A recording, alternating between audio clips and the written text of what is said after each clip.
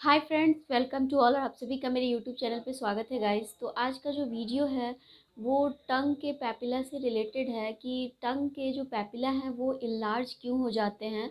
और कई पेशेंट जो हैं वो इस चीज़ से सफ़र कर रहे होते हैं कि उन्हें लगता है कि उनके टंग के जो पैपिलाज हैं वो इनलार्ज हो गए हैं। तो सबसे पहली चीज़ कि वो अपने कंप्लेंट को लेकर के जब डॉक्टर के पास जाते हैं तो उन्हें लगता है कि उन्हें प्रॉब्लम है, बट उनकी प्रॉब्लम को कोई समझ नहीं पा रहा है। तो ऐसा होता है कई बार। हमें लगता है कि मैं इस प्रॉब्लम से सफ़र कर रहा हूँ या कर रही हूँ, लेकिन आपके प्रॉब्लम को समझने में डॉक्टर्स को परेशानी होती है, क्योंकि बहुत बार आपकी जो प्रॉब्लम है उतनी ऑब्वियस नहीं होती है, जिसके कारण से जो डायग्नोसिस है वो प्रॉपर हो नहीं पाता है। तो यहाँ पे हम लोग बात करेंगे कि जो नॉर्मल हमारे स्ट्रक्चर हैं टंग के, उसमें क्या क्या वेरिएशन हो सकता है और उससे क्या प्रॉब्लम पेशेंट को हो सकती है। तो जैसे कि हमारे टंग के जो पैपिलाज हैं वो, जिसमें कि फंजीफॉर्म पैपिला, फिलीफॉर्म पैपिला, सर्कमवैलेट पैपिला और हमारे फॉलिएट पैपिला। तो ये जो चार पैपिलाज हैं, तो उसमें क्या है कि जो पैपिला जो होते हैं वो टेस्ट बर्ड को कंटेन करते हैं। तो यहाँ पे जो सबसे ज़्यादा टेस्ट बर्ड जो कंटेन होता है वो है हमारा सर्कमवैलेट पैपिला, और जो फॉलिएट पैपिला जो लेटरल बॉर्डर ऑफ टंग पे प्रेजेंट होता है। इन इन इनमें सबसे ज़्यादा मात्रा में टेस्ट बर्ड पाए जाते हैं। Even 100 in number of taste bud जो होते हैं वो फॉलिएट पैपिला और सर्कमवैलेट पैपिला में पाए जाते हैं। इसके अलावा फिलीफॉर्म पैपिला में टेस्ट बर्ड ना के बराबर होते हैं, मीन्स नहीं पाए जाते हैं।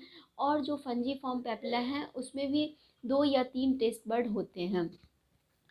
अब हम लोग यहाँ पे बात करते हैं कि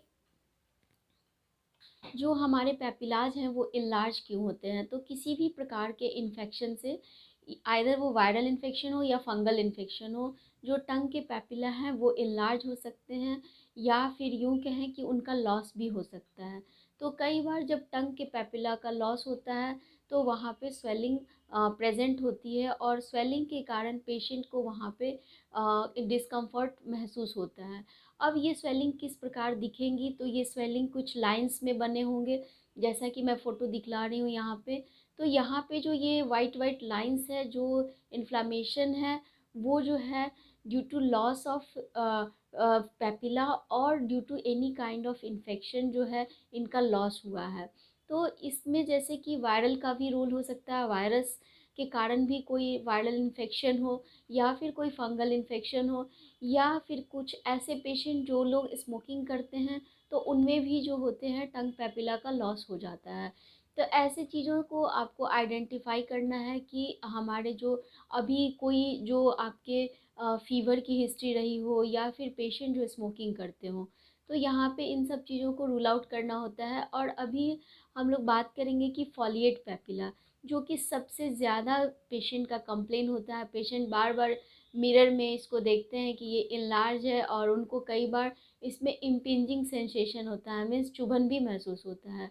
तो यहाँ पे जो चुभन है पेशेंट के, जो फॉलिएट पैपिला है वो जो है वो भी स्वेलन हो गए हैं। और यहाँ पे जो दोनों तरफ के जब हम बात करेंगे तो कई बार बायलेटरल स्वेलिंग प्रेजेंट होती है पैपिलाज में, और कई बार यूनिलेटरल ही पेशेंट का कंप्लेन होता है कि एक ही तरफ के पैपिला एनलार्ज है।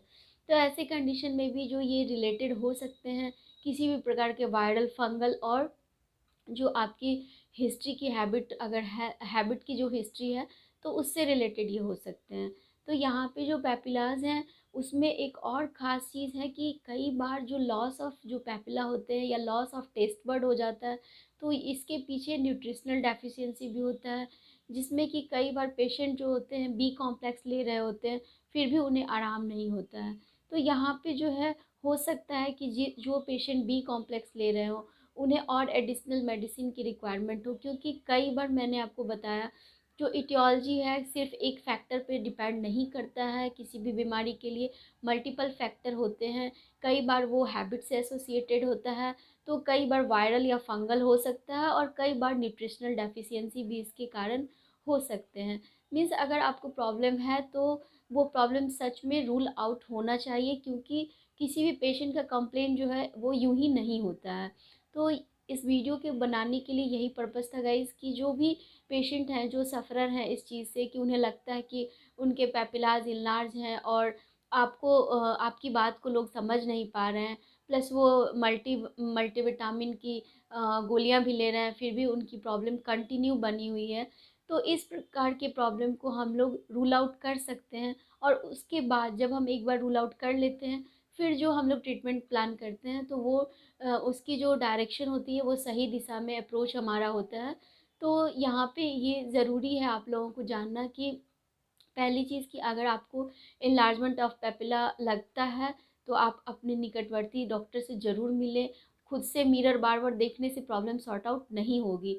तो यहाँ पे मैं यहीं पे अपनी वीडियो को कंक्लूड कर रही हूँ कि जो हमारे टंग पेपिला हैं वो enlarge हो सकते हैं, और इसके लिए जो रेमेडी है वो डिफरेंट हो सकती है, क्योंकि जो इसकी इटियोलॉजी है वो भी डिफरेंट हो सकती है। Thank you so much for watching my videos, and if you like, please share and subscribe my channel. Thank you.